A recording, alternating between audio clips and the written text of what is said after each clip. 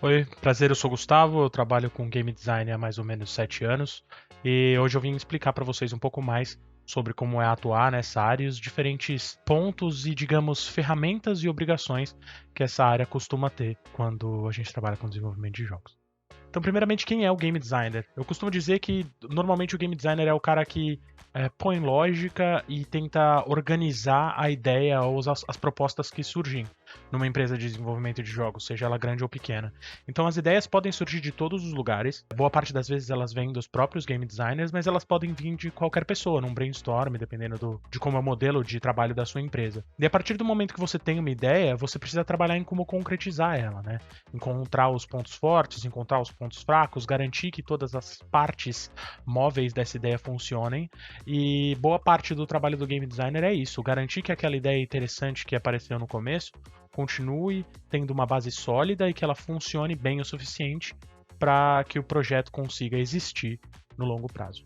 Depois que ele já criou essa base lógica, você já tem uma visão um pouco mais clara do que é o projeto em si, é muito importante garantir que você encontre a experiência principal do jogo, né? Então, diversos jogos têm diferentes experiências, mas que você favoreça essa experiência que você quer proporcionar. Então, o seu jogo pode ser um jogo caótico, onde a diversão se encontra na imprevisibilidade dos fatores, então, na interação entre os jogadores, que pode acontecer de uma forma meio caótica, eles empurrarem uns aos outros, ou pode estar num jogo muito tenso, um jogo de terror, que tenta te manter na ponta dos pés ali, com a adrenalina correndo, porque você não quer perder o seu progresso. As experiências são inúmeras, né? Num jogo mecanicamente complexo, onde é difícil executar e passar de uma fase, de cada uma das fases, e a diversão e a recompensa está justamente na conquista que você sente logo após de superar esses desafios. O trabalho muito importante do game designer é encontrar qual é a experiência que o seu jogo quer propor e garantir que ela esteja o mais presente e na sua melhor forma possível dentro do jogo.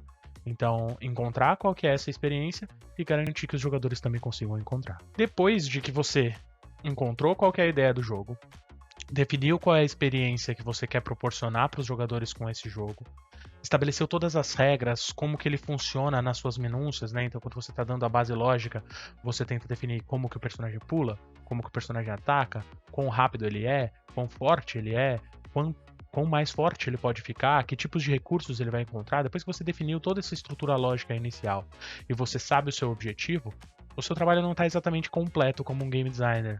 Uma parte muito importante que você vai continuar executando ao longo de toda a duração do projeto é o acompanhamento do desenvolvimento, né? Porque você é a pessoa com o plano, você, por mais que você apresente para todo mundo, você normalmente, sendo um game designer, é a pessoa com a visão, é a pessoa com a proposta e que sabe o caminho para o objetivo, ou que vai continuar trabalhando para afinar o caminho para o objetivo. Então, você vai ter que acompanhar cada etapa do desenvolvimento para garantir que o projeto continua seguindo na direção planejada inicialmente. Isso não significa que você não possa adaptar. Na realidade, na maioria das vezes, é exatamente o contrário.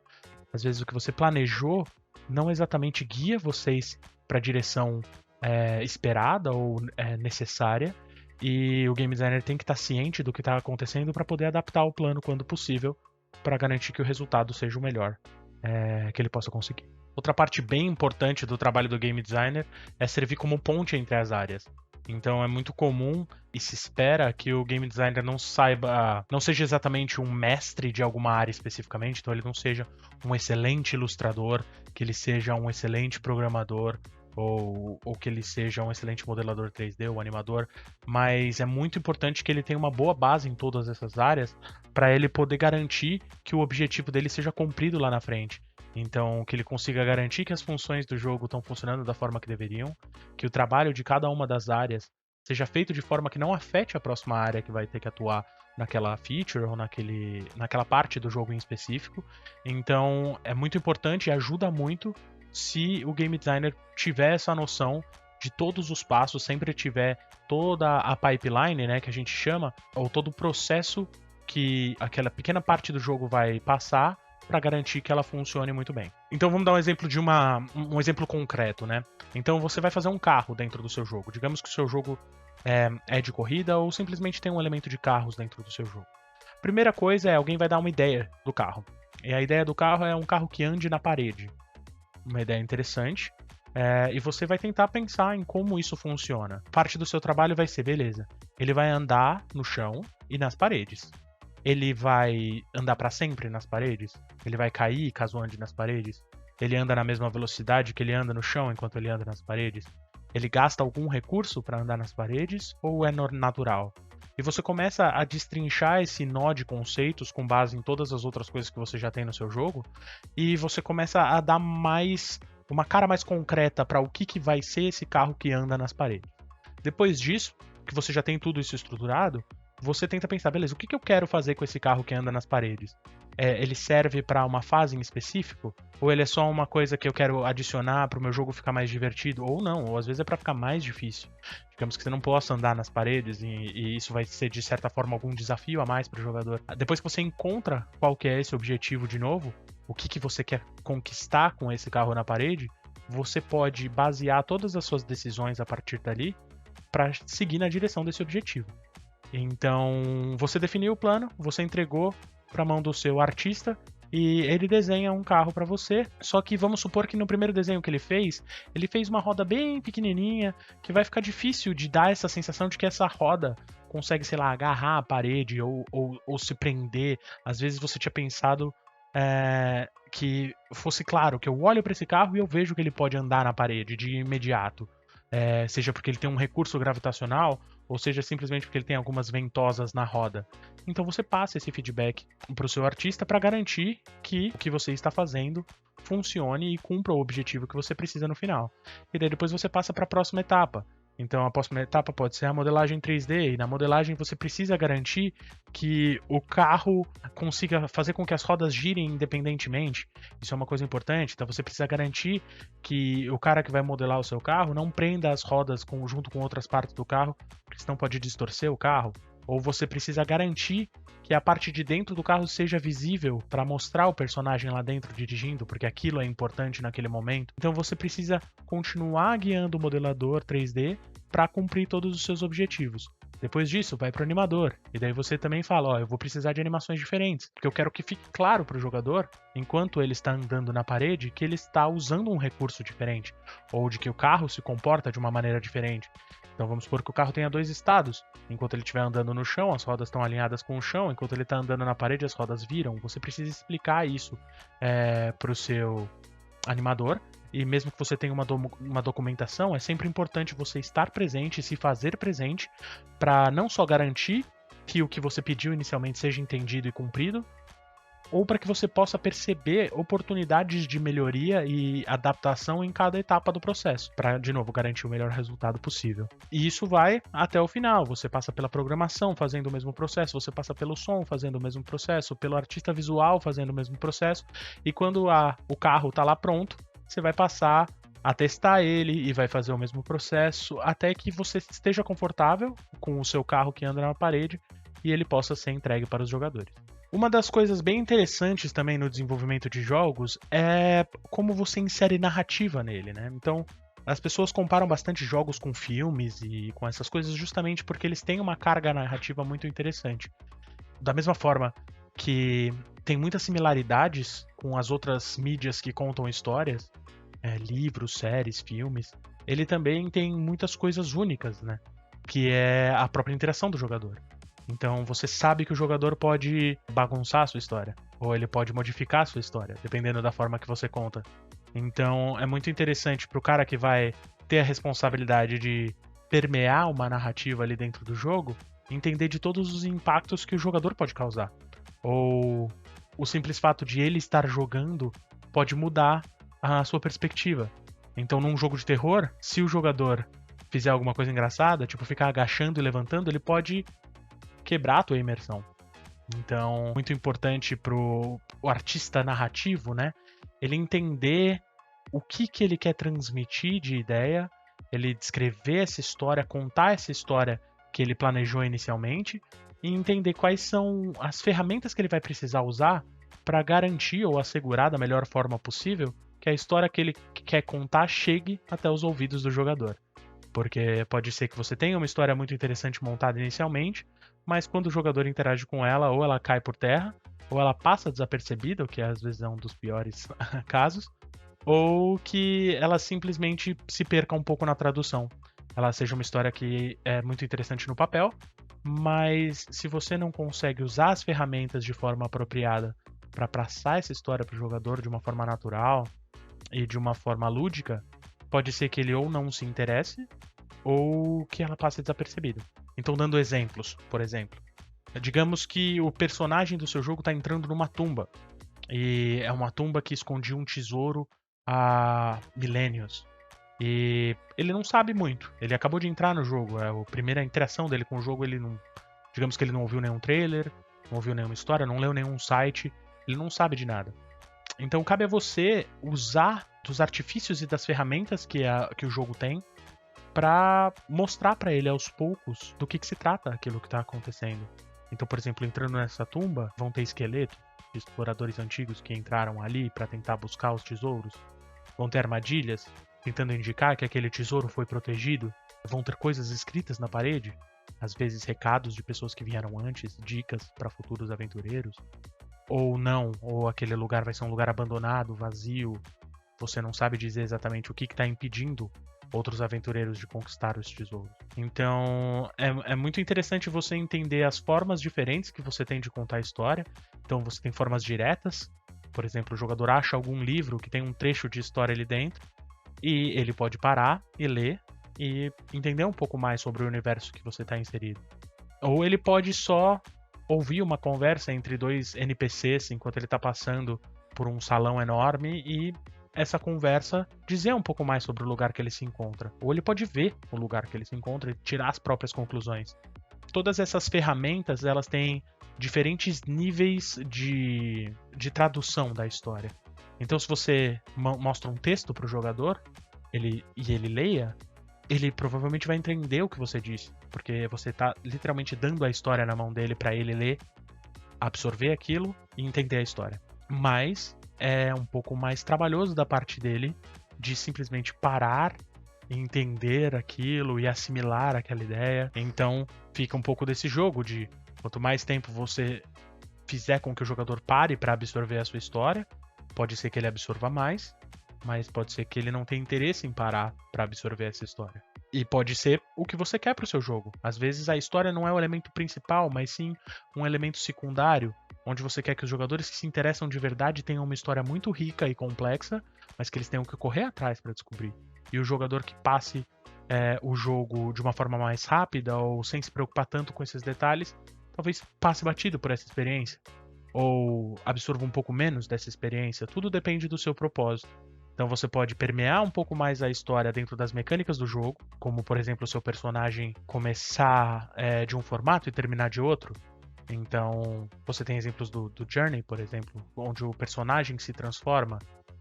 Outro exemplo muito bom é o Shadow of the Colossus, onde você começa o jogo achando que você é um herói e não tem muita história contada, não tem muito material jogado na sua cara de história, mas você acompanha pelo progresso do seu personagem, pelas pequenas trocas de diálogo e até pela forma com que os seus inimigos são abatidos e mortos, às vezes até de forma cruel, você consegue entender a história que o jogo está querendo te passar e você vai sentindo a história junto com ele, mesmo sem caixas de texto enormes e coisas mais expositivas que a gente chama, né?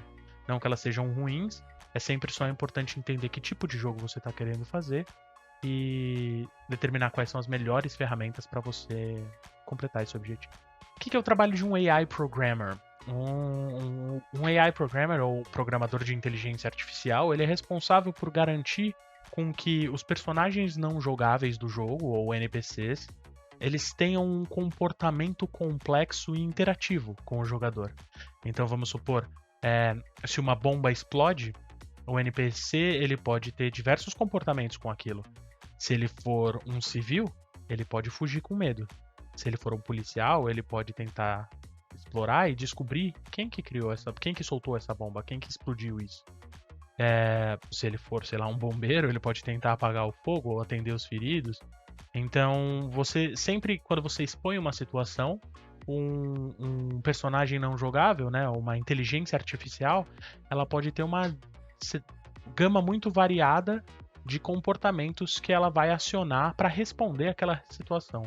E isso também é um grande trabalho do game designer, mesmo que não seja de programar exatamente a inteligência artificial, é de mapear quais são esses comportamentos e entender de todas as interações possíveis entre um comportamento e outro, todas as variáveis que podem ser adicionadas naquele comportamento, sempre com o objetivo de fazer com que aquela inteligência artificial pareça natural e responsiva, que os jogadores consigam crer naquilo que está acontecendo. Não é um trabalho muito fácil, mas é sempre muito divertido de fazer.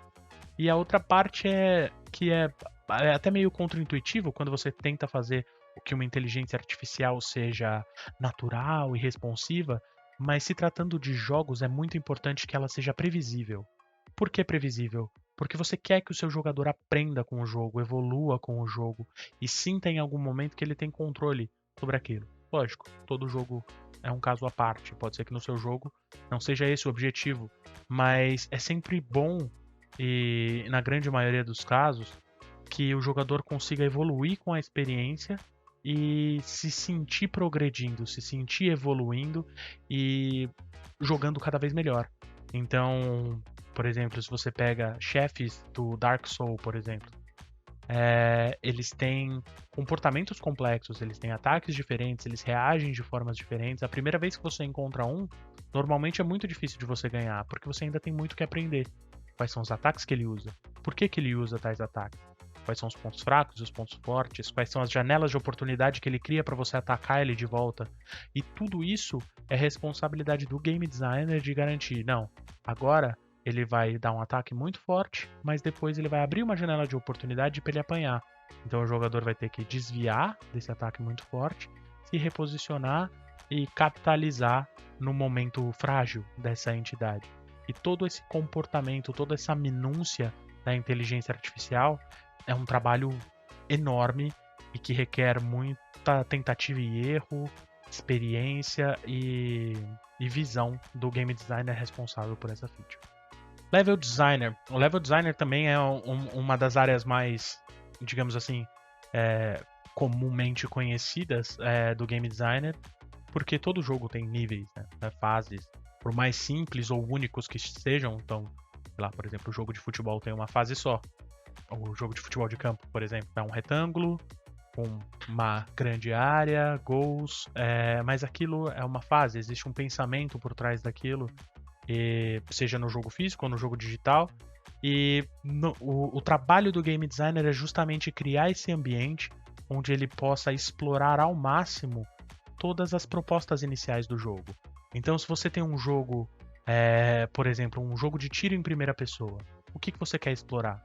Você quer explorar ângulos, posicionamentos específicos, lugares para se esconder, lugares para você avançar, lugares para você seguir, para você fugir, níveis diferentes de alturas, e você vai tentar explorar o máximo possível para fazer com que os jogadores usem o máximo dessas ferramentas da forma mais interessante possível. Então, se eles têm bombas, em que lugares vai ser interessante utilizar essas bombas?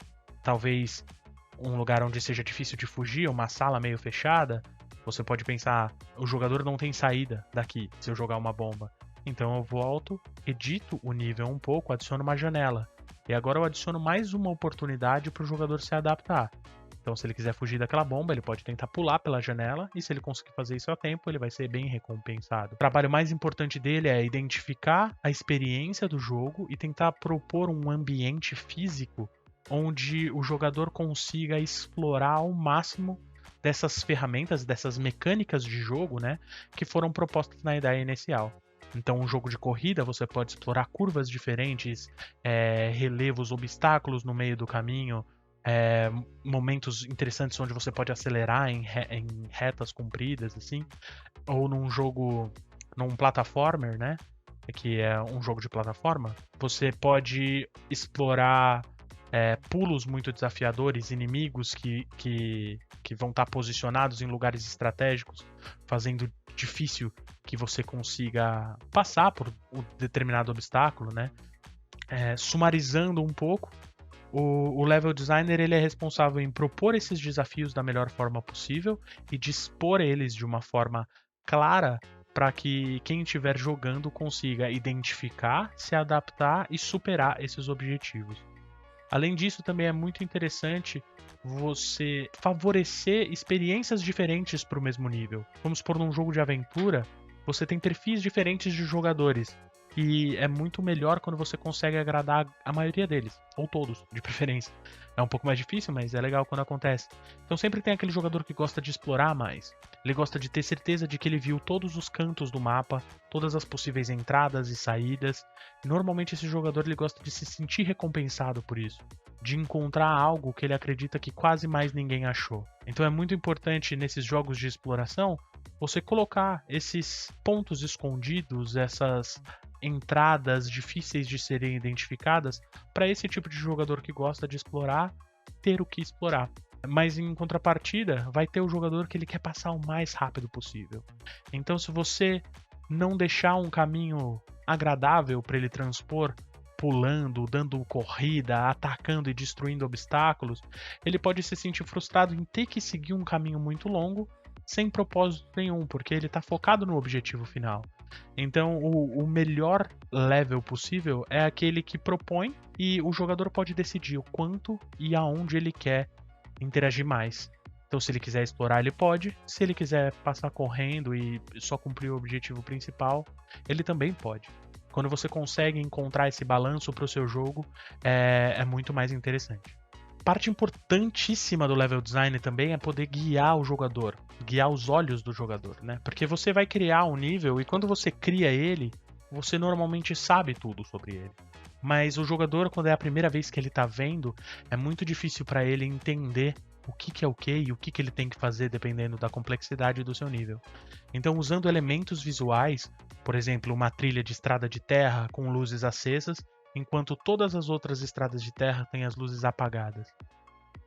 Pode ser uma forma mais explícita de fazer isso, mas existem formas como essa que você sutilmente indica para o jogador para onde ele tem que ir. Então, um corredor que leva para a saída, num jogo de terror, por exemplo, ele pode ter uma placa dizendo saída com a luz falhando, piscando. Então, é um detalhe que você esperaria. Poderiam ter essa placa em várias outras saídas, mas você decidiu pôr só ali, para indicar que ali é o caminho. Ou você pode pôr uma mangueira seguindo pelo chão e você segue essa fonte de energia para te guiar até o seu objetivo, que seja um gerador. Então é muito importante pro level designer entender que ele precisa passar uma informação ali para ajudar o jogador a entender qual que é o objetivo principal, para onde ele tem que ir, para fazer com que a experiência seja natural. Acho que um exemplo muito comum disso é jogos que têm escalada, por exemplo Assassin's Creed. Todas as beiradinhas, as quinas do prédio são meio pintadinhas de branco. Ou tem o famoso cocôzinho de pomba. Por que isso? Porque quando você olhar para uma parede, você vai saber identificar claramente onde eu posso escalar, onde eu não posso. Isso tira um pouco dessa frustração de ficar tentando e errando, tentando e errando, tentando e errando, e cria uma linguagem única que só o jogador e o jogo sabem. E agora eles se reconhecem e conseguem entender de uma forma mais clara e direta como se comportar naquele ambiente. É muito importante pro level designer conseguir traduzir essa leitura e entregar ela da melhor forma para o jogador. O que é QA? O QA significa Quality Assurance e é controle de qualidade, basicamente. E ele é uma parte crucial assim, em qualquer desenvolvimento de jogos. A sua equipe pode ser maior ou menor, dependendo do projeto. Ela pode estar sempre presente ou pode aparecer só lá no final. Invariavelmente, ela é indispensável. E qual que é a responsabilidade deles? Garantir a qualidade do jogo. Parece um pouco simples, mas não é tanto. Eles vão ter que testar o jogo incontáveis vezes para garantir que as coisas funcionam da forma que deveriam funcionar. É um trabalho muito difícil, quase investigativo também, de descobrir se não existem coisas que funcionam de formas que não deveriam. Então, interações entre habilidades diferentes de um personagem podem acabar causando um efeito colateral muito grande. Então, o que acontece, por exemplo, quando o seu personagem está invulnerável e ele recebe alguma cura de algum aliado? Ele vai ser curado ou não? Qual que era a intenção de quem desenvolveu essa feature e essa habilidade? Era que ele fosse curado ou que não? Então, faz parte do trabalho dos QAs, né, dos testers, garantir que está tudo funcionando da forma que deveria e de que não existe nenhuma surpresa ou bug, né, que é um erro imprevisível ali que a gente esqueceu de mapear e agora, depois de ficar invisível e ser curado, seu personagem voa. Acontece. Outro trabalho muito importante dos QAs é identificar pontos de possíveis melhorias. Porque como eles vão estar testando o jogo constantemente ali, eles vão saber muito bem identificar, por exemplo, se algo está forte demais, fraco demais, se um recurso está muito escasso ou muito presente, se alguma parte do jogo é impossível de ser superada, ou se você, por exemplo, vamos supor que você pode passar de uma sala sem pegar uma chave e de repente a sala explode. E agora, sem pegar aquela chave, você não consegue completar o jogo. Eles vão ajudar muito você a identificar falhas no seu plano inicial. Então você almejava que as coisas funcionassem de alguma certa forma, mas você esqueceu você deixou algum ponto sem nó, ou deixou alguma brecha na sua estratégia que faz com que os jogadores fiquem presos ou de que eles possam explorar e burlar as regras do seu jogo, né? Então, talvez um recurso que fique disponível cedo demais possa ser usado para pular metade do jogo, por exemplo. Se você às vezes deixa uma mochila jato na mão do jogador na hora errada e ele passa por cima de um muro e avança para a fase final, ou se, pelo contrário, né, você perde algum recurso em algum momento da partida e não tem nenhuma outra forma de você conseguir esse recurso, como que eu continuo avançando? Se for uma chave, por exemplo. Os QAs vão ajudar a identificar esse tipo de coisa e garantir que elas não aconteçam em sua grande maioria, mas é muito importante para o game designer estar próximo dos QAs nessa parte, justamente para ele identificar todos esses outros pontos, esses pontos mais sutis de experiência ou de expectativas, de coisas que ele queria que funcionasse de um jeito, mas quando ele pôs o jogo na mão dos jogadores, as coisas aconteceram de uma forma um pouco diferente. Então, essa interação, de novo, a presença do game designer ao longo desse processo se faz muito importante. E os QAs, quando eles encontram esses bugs e esses ajustes que precisam ser feitos no projeto, o trabalho deles agora é documentar eles da melhor forma possível, identificar como esse erro pode ser reproduzido, como esse erro pode ser ajustado, ou o que exatamente é esse erro.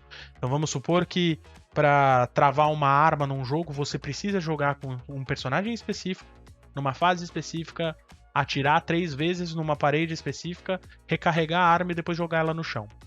Se você faz essa sequência de eventos, a arma para de funcionar para sempre.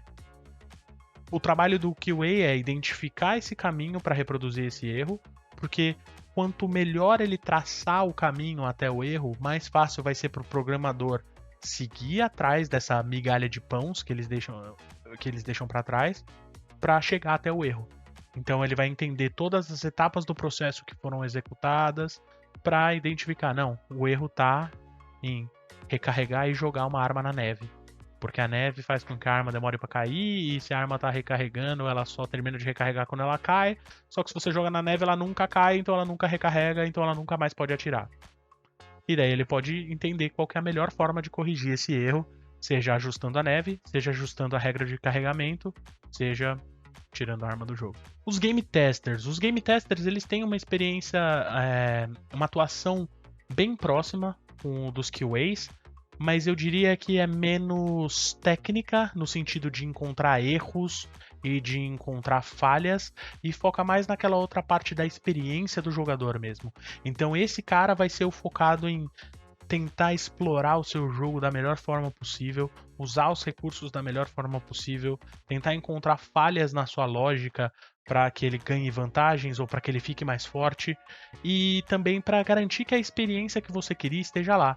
Ele vai ver se ele está se divertindo, ele vai ver se ele sente que tudo que ele faz é responsivo, então se quando ele aperta para pular, ele pula de uma forma agradável, se quando ele aperta para atacar, o efeito de ataque, o som de ataque, o dano, todas essas coisas são satisfatórias para que a experiência de jogo seja legal. E é muito importante ter o máximo de game testers possível para garantir que você pegue o máximo de feedbacks possível. E o game tester ele tem que estar muito compenetrado na ideia de extrair a melhor quantidade de informação e a maior quantidade de informação possível de dentro daquela experiência. Então, quando ele senta para jogar um jogo, quando ele vai testar algum jogo, ele tem que pensar, tá, o que era para eu estar fazendo aqui? tá divertido fazer isso? Então, se eu tenho uma sala com 20 inimigos, eu me divirto mais matando os 20 inimigos ou tentando fechar e abrir a porta para fazer com que eles parem de funcionar direito. Então, dando esse feedback para a equipe que está desenvolvendo o jogo, os game designers, todo mundo da equipe de desenvolvimento pode analisar o que está mais divertido, o que está menos divertido, o que precisa ser melhorado, o que precisa ser ajustado, se o público-alvo que eles tinham inicialmente realmente gostaram da ideia de jogo que eles estão desenvolvendo, se todas as peças estão se encaixando e se a experiência como um todo está divertida. Isso é crucial.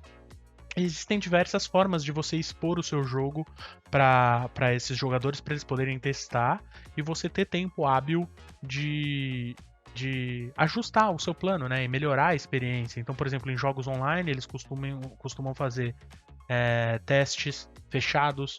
Então, eles chamam alguns jogadores, sei lá, 50, 100 jogadores, falam: testem o jogo para mim por algum tempo.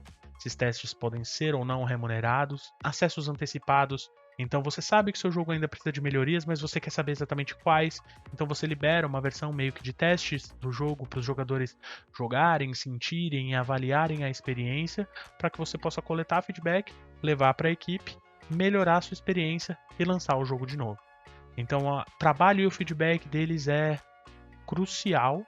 E se você planeja fazer um jogo de sucesso, é muito importante que você tenha bons game testers e que você saiba escutá-los para você encontrar quais são as melhores mudanças que você pode trazer para o seu jogo e suprir as necessidades deles.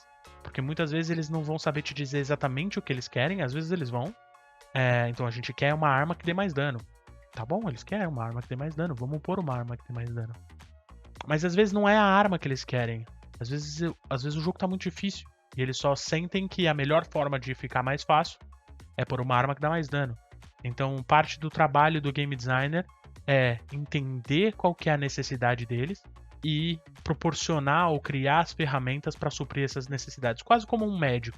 Então, o paciente chega com os sintomas, tô com dor de cabeça, febre, enjoo, e o médico tem que identificar qual que é o melhor tratamento para solucionar aquele problema.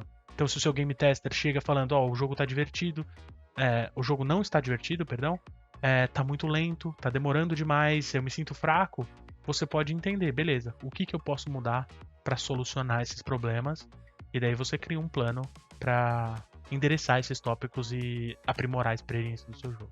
Então acho que é mais ou menos isso. As áreas e as funções dos game designers podem variar bastante de projeto a projeto, e isso faz parte, acho que, de quão engajante e interessante é essa profissão, porque de um projeto para o outro as coisas que você faz podem mudar drasticamente.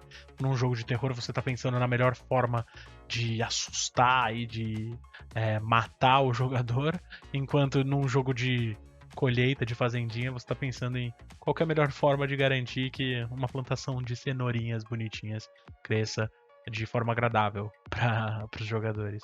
Então é muito engajante, é muito estimulante trabalhar com game design, ao mesmo tempo que é bastante desafiador e com muito espaço para crescimento. Então, se vocês gostam dessa área, eu recomendo muito.